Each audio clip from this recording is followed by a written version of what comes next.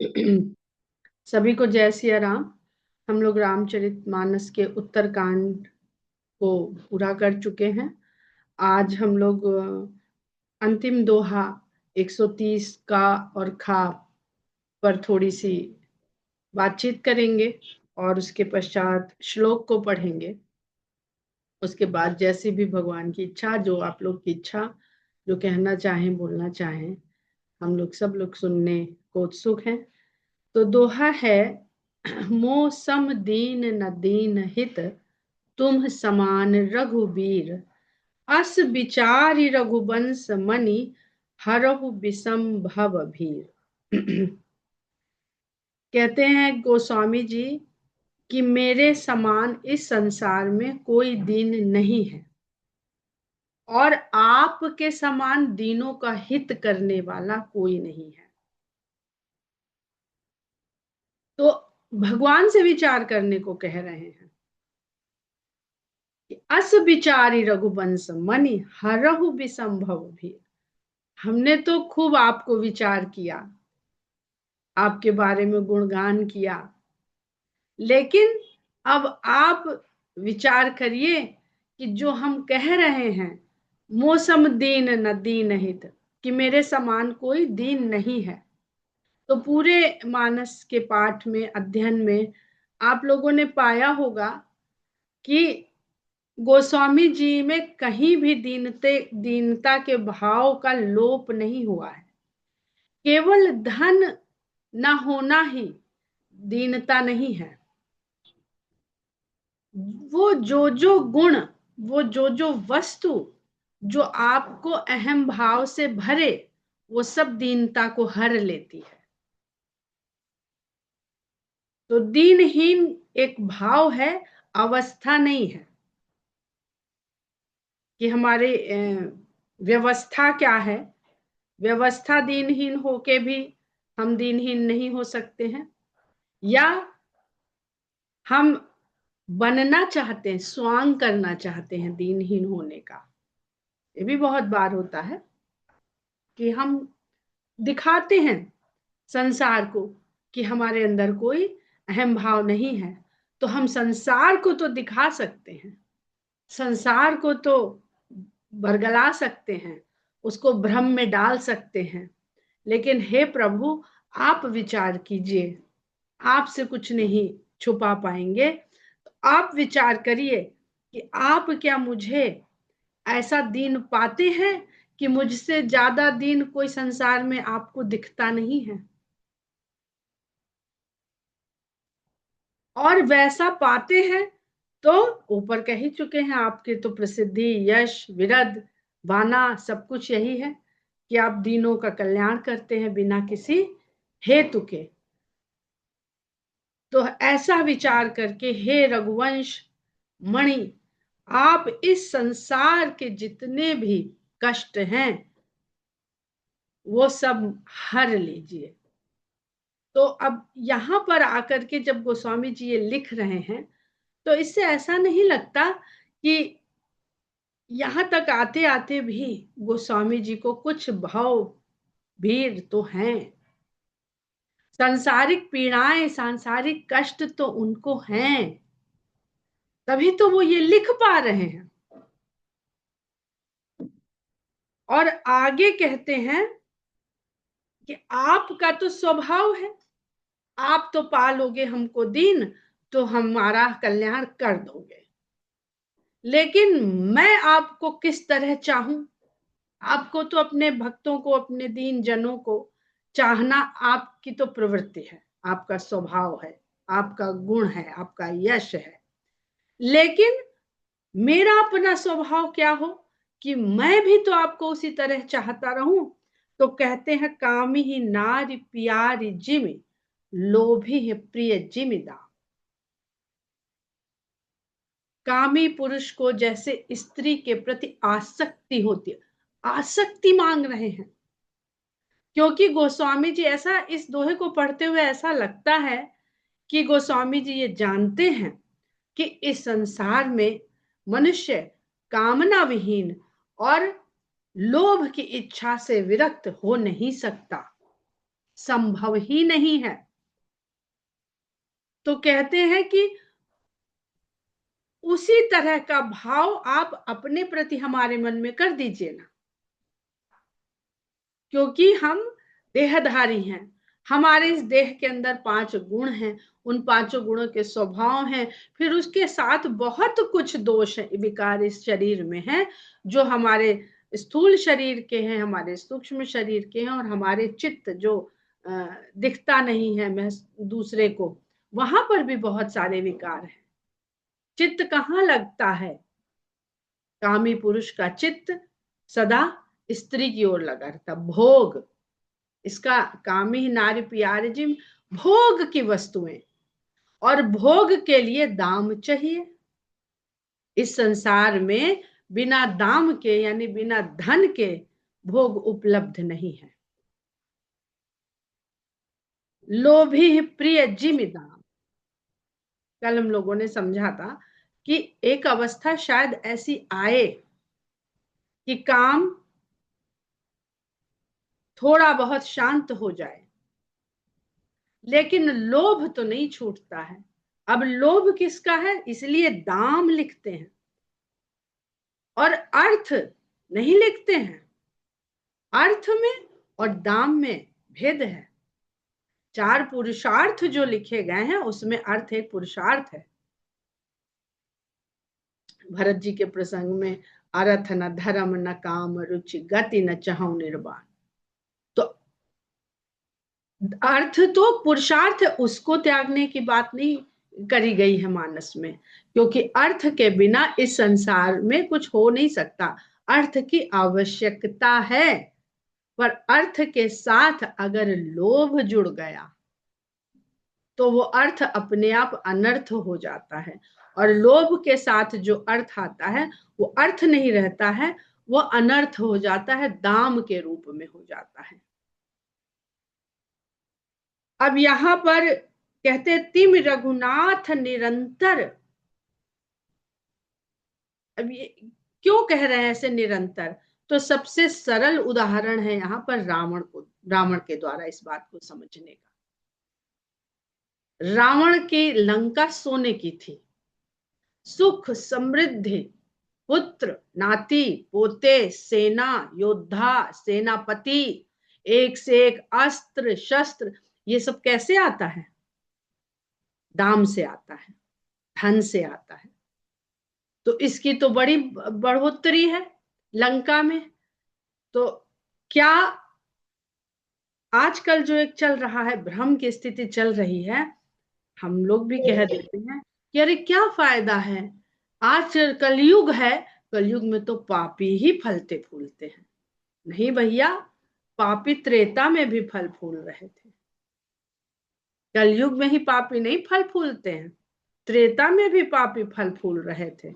जिसको फलना फूलना हम समझते हैं, धन वैभव, यश भी था रावण का, ऐसा थोड़ी था यश नहीं था, किस तरह का था वो अलग बात है।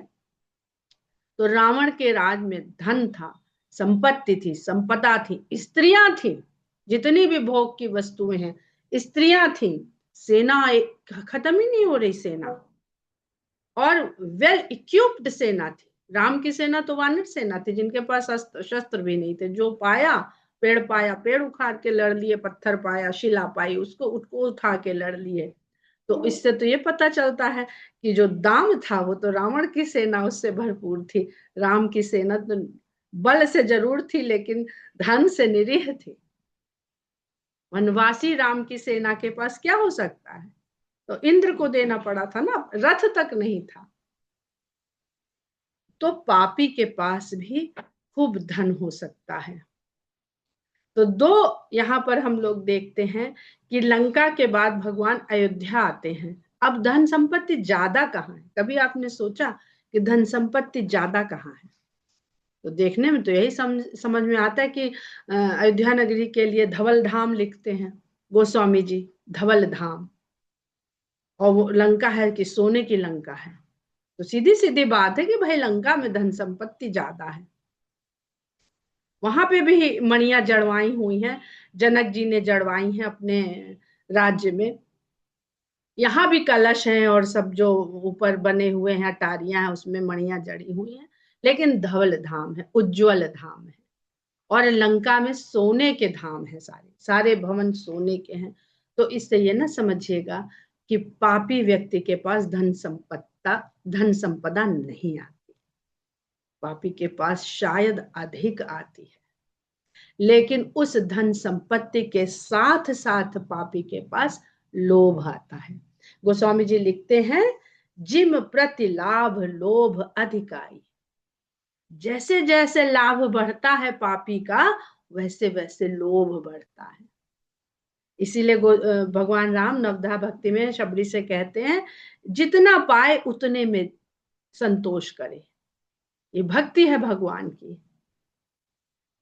और एक चीज हम देखते हैं लंका में कि माता सीता, तो हम लोग जय श्री राम बोलते हैं ना, तो श्री कौन है उसमें? श्री लक्ष्मी को ही कहते हैं। श्रीमान, जो लक्ष्मी जिसके ऊपर कृपा करती है, वह श्रीमान। श्री को धारण कर श्री नारायण, श्री राम। तो रावण उस श्री को लंका ले जाता है, इतनी धन संपत्ति होने के बाद भी, यानी अभी उसकी कामना भी नहीं संतुष्ट हुई है और अभी उसकी धन की इच्छा भी संतुष्ट नहीं हुई है। तो सीता को लाने से उसे लगता है कि उसके पास धन, श्री में सारे ऐश्वर्य आते हैं, खाली धन नहीं है, धन भी हो जाएगा, शक्ति भी हो जाएगी और सुख भी हो जाएगा।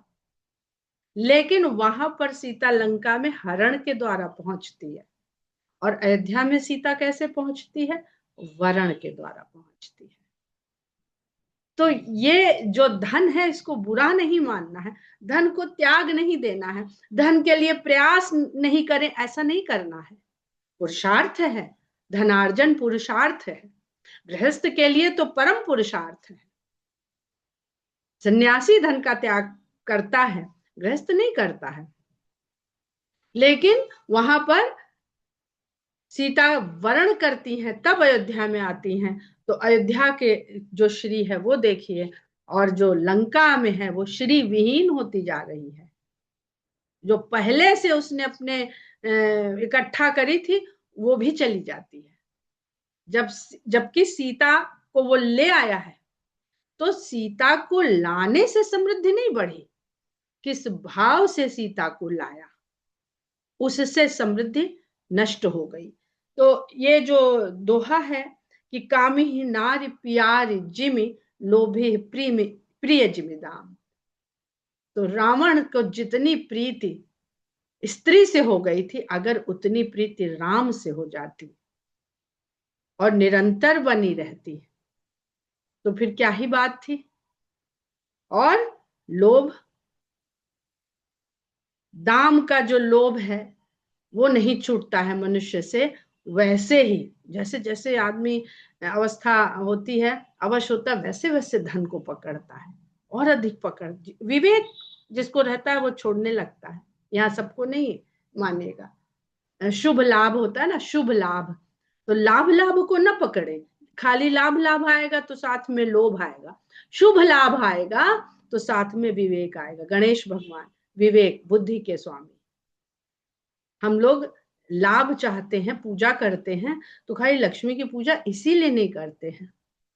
हमको शुभ लाभ चाहिए, हमको अशुभ लाभ नहीं चाहिए। पूजा तो हम यही करते हैं कि हमें अशुभ लाभ नहीं चाहिए, पर हमारे कृत्य भी वैसे ही होने चाहिए।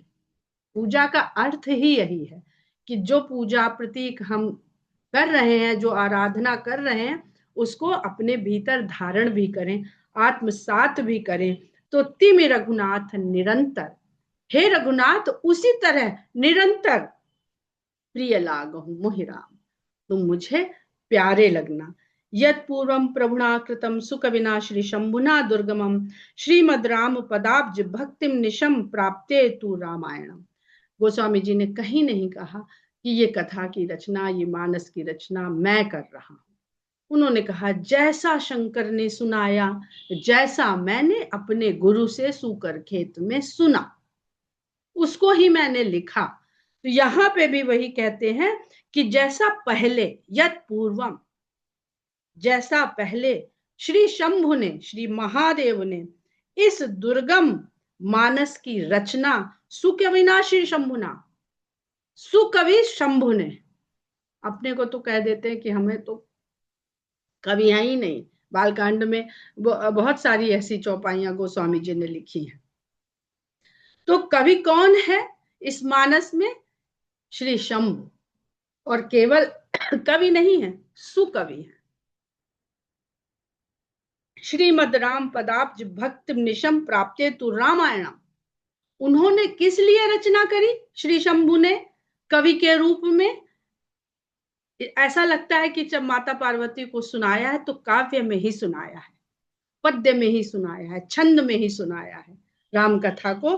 तो कहते हैं इसलिए ताकि श्रीमद राम के चरणों में भक्ति की प्राप्ति हो जाए। उस भक्ति को प्राप्ति होने के लिए श्री शंभु ने इसकी रचना की। मत्वा तद रघुनाथ नाम निरतम स्वांतः स्तमः शांते।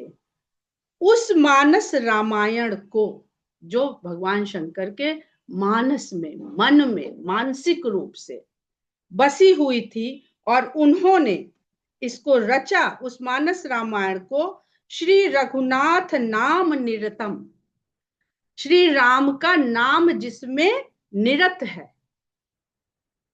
सम्मिलित है, घुला हुआ है। स्वांतः स्तमः शांते है, अपने भीतर के अंधकार को समाप्त करने के लिए। स्वांतः सुखाय से स्वांतः स्तमः शांतये, आरंभ में लिखते हैं स्वांतः सुखाय। अपने सुख के लिए उन्होंने इसकी रचना आरंभ करी।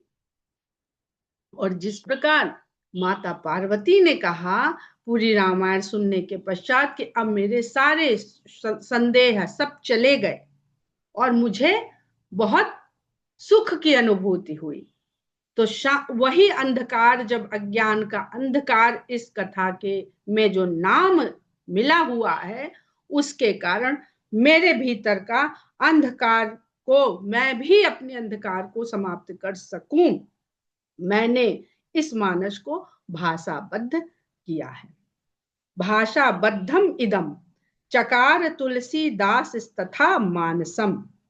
तुलसीदास ने इसे मानस के रूप में भाषाबद्ध किया है। पुण्यम पापहरम सदाशिवकरम विज्ञान भक्ति प्रदम माया मोह मलापहम सुविमलम प्रेमाम्बुपूरम शुभम। यह पुण्य का स्वरूप है, पाप को हरने वाली है, सदा शिवकरम कल्याणकारी है, शंकर के मानस से निकली है तो शंकर स्वरूप ही है। ईश्वर के मुख का हर शब्द भी ईश्वर ही है। तो जिस प्रकार ये एकात्मकता है, भगवान की वाणी भगवान से अलग नहीं है। तो जिस प्रकार शंकर कल्याण करते हैं उस प्रकार ये कथा भी शिवकरम, सदा शिवकरम, सदा कल्याण करने वाली है, विज्ञान तत्व का ज्ञान भी कराने वाली है और भक्ति प्रदान करने वाली भी है। इसलिए जिस भाव से, जिस खोज से व्यक्ति इसको पढ़ता है उसको यहाँ पर वो मिलता है। माया मोह मलापहम, माया मोह रूपी मल को धोने वाली है, बड़ा ही निर्मल प्रेम का जल जो शुभ है वो इसमें भरा हुआ है। इस कथा में ये मानस में, हृदय में किस प्रकार जल भरा गया है वो खूब आप बालकांड में वर्णन है कि संतों की वाणी जो है वो मेघ से वर्षा के समान है, वेद समुद्र के समान है। संत जब उस वेद से सार को लेकर के राम कथा कहते हैं तो वो मेघ के समान वर्षा होती है, पर वो वर्षा बुद्धि रूपी धरती पर गिरती है। तो वो धरती कैसी है, तब संतवाणी के रूप में जो कथा आ रही है वो अपना स्वरूप लेती है। जैसी धरती होगी यानी जैसी बुद्धि होगी वैसा उस मेघ जल का कथा का रूप हो जाएगा। यहाँ प्रेमाम्बुपूरम है तो प्रेम जल ही बड़ा शुभ है, बड़ा निर्मल है, पर वो अगर हम गंदी धरती पे पड़ जाए तो वो निर्मल नहीं रह जाता फिर जल। गंगा में गिरता है तो बारिश का जल गंगा जल हो जाता है, समुद्र में गिरता है तो खारा जल हो जाता है, मिट्टी में गिरता है तो कीचड़ हो जाता है। तो बुद्धि का बहुत महत्व है कि किस बुद्धि रूपी धरती पर संत वाणी की ये कथा वहां पर जा रही और जा भी रही है। तो यहाँ पे गिर के क्या होता है, यहाँ गिरेगी इधर उधर फैल जाएगी। हमारे भीतर हृदय को खाली रखना है कि यहाँ गिरे, यहाँ से बहे, तो कान से सुनेंगे तो कुछ कान में जाए तो उस हृदय के जो खाली स्थान है वहां पे भर जाए और यही मानसरोवर हमारे हृदय में स्थित हो जाए। नहीं तो वर्षा का जल संचय नहीं किया तो बेकार, वर्षा जल संचयन। तो राम कथा रूपी वर्षा का जल संचय करने के लिए मन रूपी सरोवर, मन रूपी सरोवर में वह उसको इकट्ठा करके हमें वो सरोवर बना लेना है जिसमें ये प्रेम जल भरा हुआ है। श्रीमद रामचरित्र मानसमिदम भक्त्या अवगाहन्ति ये। और श्रीमद रामचरित मानस के उस सरोवर में जो लोग अवगाहन करते हैं, जो भक्त अवगाहन करते हैं, डुबकी लगाते हैं, गोता लगाते हैं, ते संसार पतंग घोर किरण दहर तीनों मानव। ऐसे मनुष्य संसार में जो सूर्य की तीक्ष्ण किरणें हैं वो जला नहीं पाती हैं। तो वही सूर्यवंशी राम, और सूर्य ही तो हमें तपा रहा है, सूर्य ही तो हमें जला सकता है। लेकिन अगर हम इसमें बार बार डुबकी लगाते रहेंगे, गर्मी में बार बार नहाते हैं ना लोग, एसी नहीं है मान लीजिए, तो गर्मी के लिए क्या करते हैं, सूर्य की तपिश से जो घर के अंदर उसकी किरणें नहीं आ रही है पर इतनी प्रचंड है कि उसका जो गर्मी है, उष्मा है, वो घर के अंदर तक हमें बेचैन करती है, तो हम जाके नहा लेते हैं। तो बार बार अगर हम इस मानसरोवर में गोता लगाते रहेंगे भक्त बन करके, तो हम शीतल बनी रहेगी, हमारी ऊपरी आवरण शीतल रहेगा। और फिर सूखा, फिर उड़ा, ये बहुत जिम जल में जल की चिकनाई, वो याद करिएगा जो दोहा था उसमें ऐसा ही कुछ था कि जल में जल की चिकनाई नहीं ठहरती। तो बार बार अवगाहन करना पड़ता है क्योंकि ये संसार में जो हवाएं चलती हैं या जो उष्मा होती है ये उस जल को सुखा देती है। तो इसलिए बारंबार अवगाहन करना पड़ता है कि बार बार भीगे रहें, तभी इस सूर्य की प्रचंड किरणों के ताप से झुलसने से हम बच सकेंगे। मास परायण 30वां विश्राम, नवान परायण 9वां विश्राम, इत श्रीमद रामचरित मानसे सकल कलि कलुष विध्वंसने 7वां सोपान समाप्त। तो इस प्रकार हम लोग ने उत्तरकांड को पढ़ते हुए श्री रामचरितमानस को पूर्ण किया। और जो गोस्वामी जी ने यहाँ पे एक दो जगह जो नाम निरत ये सब लिखा है, तो श्री रामचरितमानस में भगवान नाम रूप में अवतरित हैं। ये विश्वास जिसके अंदर है वो कभी ये नहीं कहेंगे कि भगवान नहीं दिखते, भगवान नहीं मिलते। और जो भूल गए हों तो बाल कांड में फिर से चलेंगे तो फिर ये सब हमें फिर से जानने को, सुनने को, सीखने को मिलेगा कि किस प्रकार रामचरितमानस में भगवान नाम रूप में विद्यमान है। जय सिया राम।